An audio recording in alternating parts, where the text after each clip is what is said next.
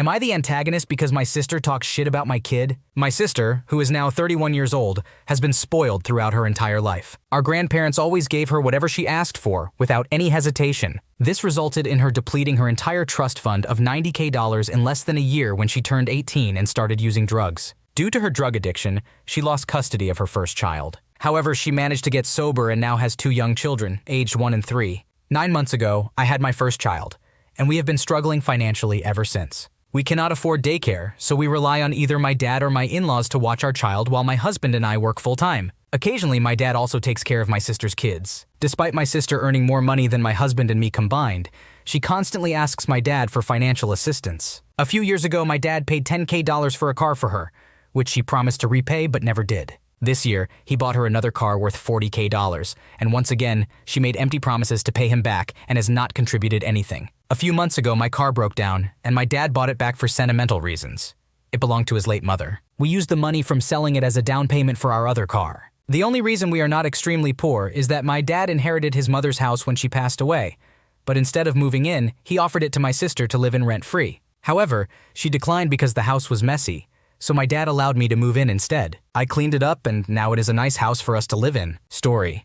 My dad was looking after my daughter and got her a small Halloween bucket from McDonald's, considering she is just a baby. However, he intended to get my niece and nephew, who are older, bigger buckets. When my sister saw the small bucket, she became enraged and accused my dad of loving my child more than hers. She even went as far as saying, "Forget about that baby, you only care about her." She then proceeded to criticize my handouts from my dad. At that moment, I reached my breaking point and confronted her, reminding her that my dad initially offered her the house, which she turned down. I also pointed out that my dad had fully paid for 2 vehicles for her, whereas I received only $3K as a down payment for a car that I still have to make monthly payments of $400 for. I told her that she was not special, but rather a spoiled individual who had everything handed to her as a child and still expected everyone to cater to her and praise her. My dad criticized me for confronting her, as she had not said anything directly to me, but had instead yelled at him. However, I do not tolerate anyone mentioning my child in a disrespectful manner. So am I in the wrong for standing up to her? Based on the information provided, it seems like you are not in the wrong.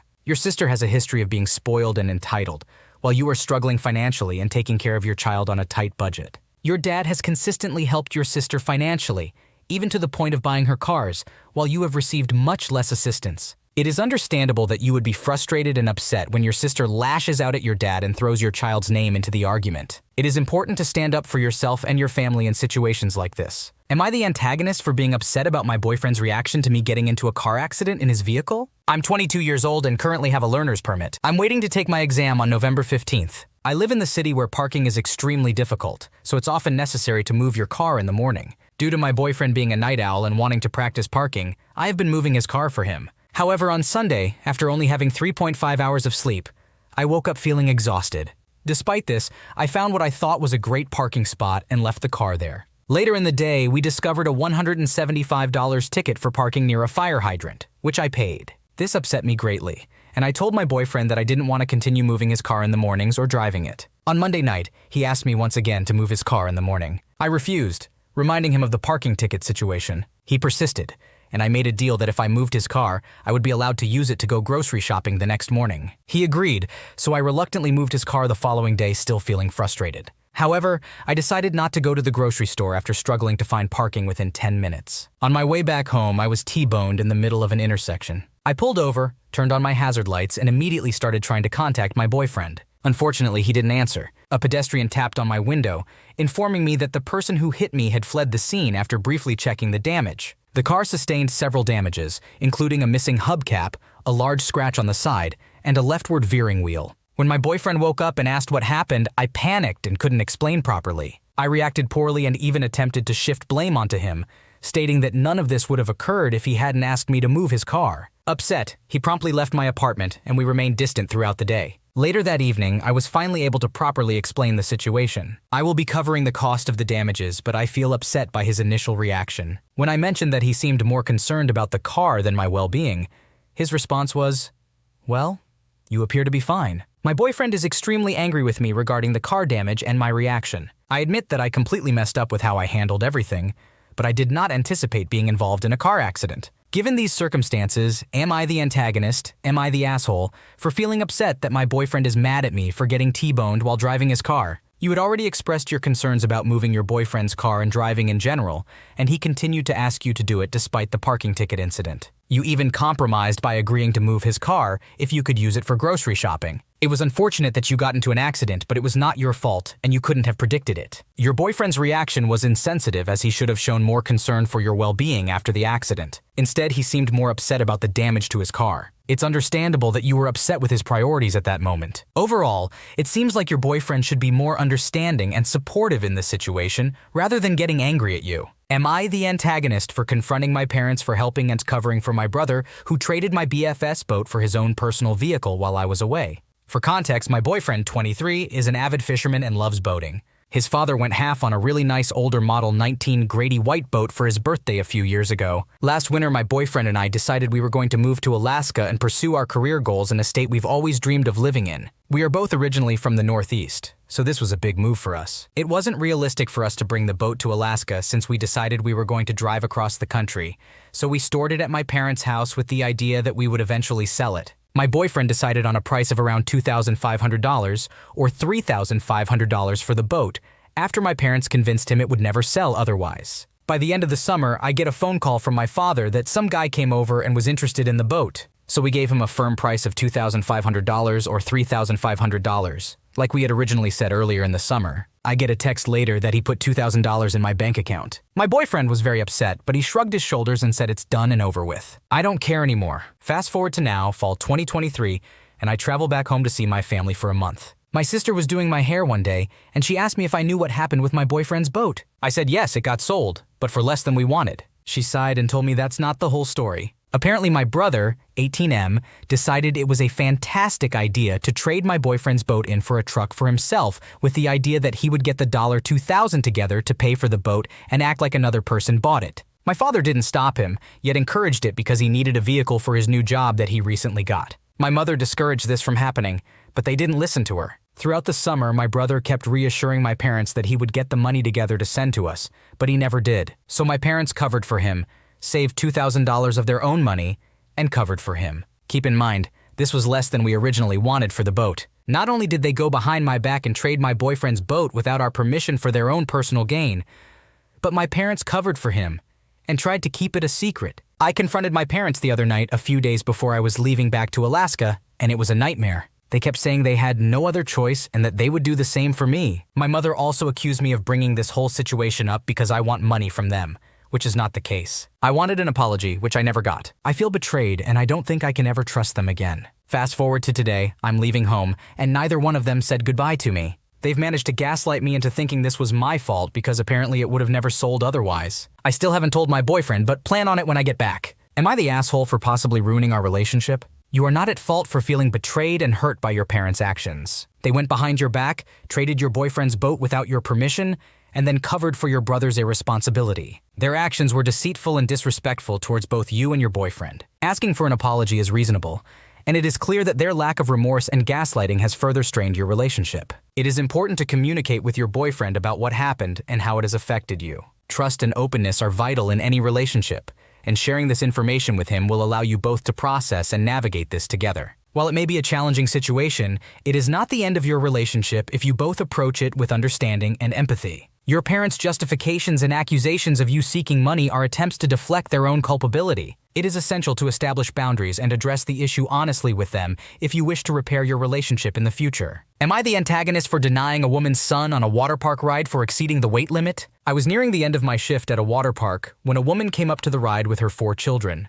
They had various items on them that were strictly against the safety policy that we had, and I explained that they could put their items in a cubby behind them. The kids were very obedient, but their mom was reluctant to do so, leaving her sun hat, earrings, necklace, rings, shoes, and phone that was in a pouch around her neck. I tried explaining to her that it's a safety precaution all park goers have to follow if they want to go on the rides, but she was insistent on keeping them for medical reasons. I didn't want to deal with this at the end of my shift, so I decided to let her through to talk to my colleague. But before I could, I had to do one more thing. In this water park, there is a scale all patrons must walk on to measure their weight before they are permitted to go onto the ride, because certain rides have a weight limit. As it was the entrance to the ride, I had to scale every patron that I came across, and one of the teenage kids triggered a red light when they stepped on it, indicating that they exceeded the weight limit, meaning that I could not allow them to go on the ride. It was only when I told him that I couldn't let him onto the ride that this entitled woman started to go ballistic on me, thinking I was fat-shaming her son and asking for my manager. By this point, I had lost so much of my patience and I had to call my manager to the scene. While all of this was happening, a bunch of other patrons were looking at us as they walked by, seeing me, a 19-year-old college kid, getting screamed at by this entitled woman for not allowing her or her son onto a water park ride. And by this point, I did outright call her entitled, which didn't make the situation any better. My manager came by as this entitled woman was screaming and asked what was happening. She asked to immediately fire me for denying her and her son entrance and for fat-shaming her son. I tried explaining to my manager the situation that led up to this point, and I told her the red light was triggered when the woman's son stepped on it. So to make sure, my manager opened a compartment in the stand that would give the exact weight of a person, and it confirmed that the weight limit was exceeded when the woman's son stood on it. My manager then told her the full protocol and explained that if she was still mad, she could have her and me write a statement telling both of our sides of the story, and then we could both be on our way. Thankfully, she agreed. So after filling out my statement, I finished my shift. The next day, I asked what happened, and it turns out she decided to cancel her subscription to our water park, which meant that I didn't face getting fired. I still had my job, and I just continued to make sure that the people who came to the water park had a good time. But am I the asshole for handling this situation the way it turned out? While referring to the woman as a Karen may not have been the most professional response, your actions in enforcing safety policies and protocols were justified. You made reasonable attempts to explain the safety guidelines to the woman, and when her son exceeded the weight limit, you followed the proper protocol. Your manager also reviewed the situation and supported your actions. It is unfortunate that the woman decided to cancel her subscription, but that was her choice. Am I the antagonist for laughing at the reason my son was given detention and not agreeing to it? I am a 36-year-old female, and I have an 11-year-old son in 6th grade, whom I will refer to as Preston. One of his teachers, whom I will call Susan, approximately 50 years old, female, has been causing some concerns. It is important to note that Preston is easily startled and gets anxious when unexpected loud noises or voices occur. I have only seen Susan in person a couple of times, but she has a very loud voice, almost thunderous, and Preston has mentioned that it often startles him. Other students and parents have also mentioned that she is generally very loud. I work from home, WFH, and one day Preston left me a voicemail using a school phone, informing me that he got detention. According to him, Susan yelled at some kids who were misbehaving during work time, which startled him. She noticed his reaction and made him leave the room to work in the hallway. Preston called me to let me know about the detention he had to serve next week. Initially, I did not believe that was the real reason for his detention, as it seemed ridiculous, and I assumed he was downplaying his own role.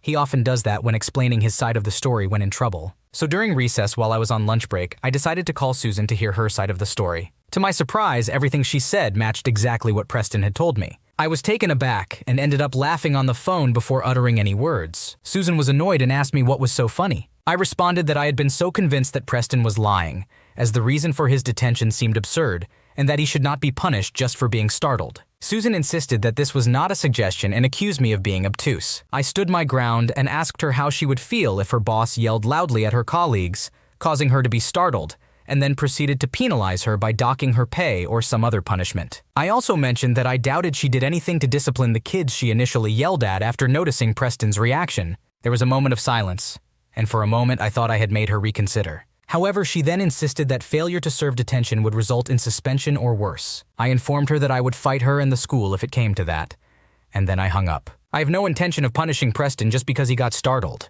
We all experience that, and it is not something worth making a big issue out of. To be honest, the reason I decided to post this is because I later vented to a friend who did not take my side. She said that I was being disrespectful by laughing at Susan, and that teachers are not paid enough to deal with situations like the one I described. Now, I would like to hear unbiased opinions on this matter. While your initial reaction of laughing might not have been the most tactful, it seems like you genuinely believed your son's side of the story was exaggerated. Once you spoke to Susan directly and realized your son was telling the truth, you stood your ground in advocating for him. It's understandable that you feel it's unfair for your son to receive detention for something that was out of his control and simply a natural reaction. Additionally, you mentioned that Susan is known for being excessively loud, which may be a concern for other students as well. It's important to address this issue with the school if it becomes a recurring problem. Overall, your intent to support your son and address the situation in a fair manner is reasonable. Am I the antagonist for not forcing my brother and sister-in-law to replace a toy that was given to my son on his birthday? This past weekend was my son's 4th birthday.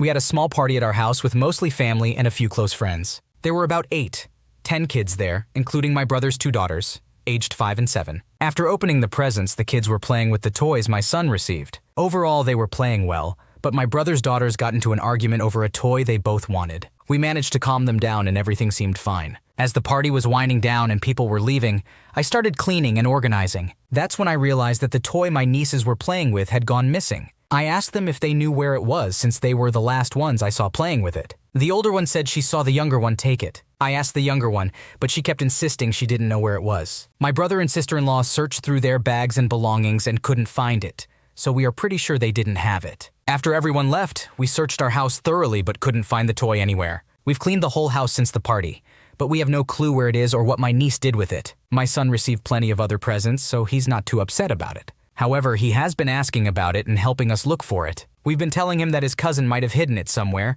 and we just need to find it. For now, that's enough for him. My husband, on the other hand, is quite upset and wants my brother and sister-in-law to replace the toy. I've reassured him that it's probably somewhere in our house and that we will eventually find it, but he's not happy about it. The toy wasn't expensive or fancy, but he believes it's a matter of principle, not the value. He insists that I talk to my brother and sister-in-law about replacing it, or he will do it himself. He wants to give me the chance to address it first, knowing I will approach them more kindly. So I had a conversation with my brother, explaining that we still haven't found the toy and asking if they would consider replacing it. He hesitated and said it would likely turn up eventually and that they haven't seen it at their place, so he knows his daughter didn't take it. When I informed my husband about this, he wasn't pleased. He suggested that if they want to avoid the cost of replacing it, we should skip giving their kids Christmas gifts this year. I disagreed, stating that it would be unfair to punish the kids for something like that. He argued that the nieces were the reason the toy got lost in the first place. I explained to him that I can't force my brother and sister-in-law to replace the toy and that I'm confident it will turn up eventually. However,